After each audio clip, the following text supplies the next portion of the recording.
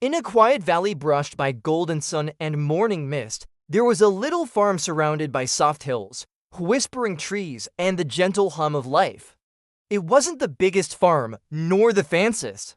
But to a small puppy named Bruno, it was the whole wide world. What can I do to help? Bruno was the youngest of his siblings, with fur the color of warm honey and eyes that always seemed to be asking. Not because he was shy, though he was a little, but because he was listening. He just fixed what he could in his own quiet way. He noticed things: a limping hen, a broken fence post, a bee trapped inside the greenhouse. While his brothers wrestled in the grass and chased butterflies through the orchard, Bruno liked to watch. He didn't bark about it. Inside, everyone, Farmer Jean, who owned the land and loved each animal like family, saw something special in Bruno. "You've got a brave heart," she said one evening as the two of them sat watching the sheep doze under a pale pink sunset. Bruno rested his head on her boot. He didn't know what bravery really meant, but he liked the sound of it. Then came the storm. It started with a strange stillness. The birds stopped singing, the air turned heavy and thick. Clouds, dark as midnight, rolled in faster than anyone expected. Farmer Jean raced to gather the animals. "Storm's coming fast," she shouted, opening barn doors and calling names. Bruno helped. He herded the chickens, nosed the kittens toward safety, and barked at the cows until they trotted obediently indoors. The wind howled, rain began to fall in heavy sheets.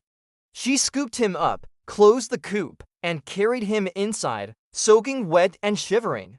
But just as Farmer Jean was latching the barn shut, a sharp gust of wind blew through the fields. And with a creak, the chicken coop door burst open. Bruno licked the top of a chick's head as it nestled beside him. It said. He darted into the coop just as a flash of lightning tore across the sky. No one saw it, except Bruno out in the field. The youngest chicks were huddled in the corner, feathers puffed, eyes wide. Bruno didn't think.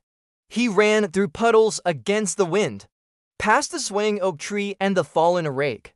He stood in front of the chicks, his little body trembling, but unyielding, and he barked, loud and sharp and clear, again and again. Farmer Jean heard him.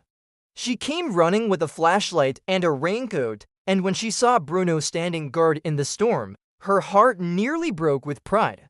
That night, wrapped in a warm blanket by the fire, "You saved them," Farmer Jean whispered.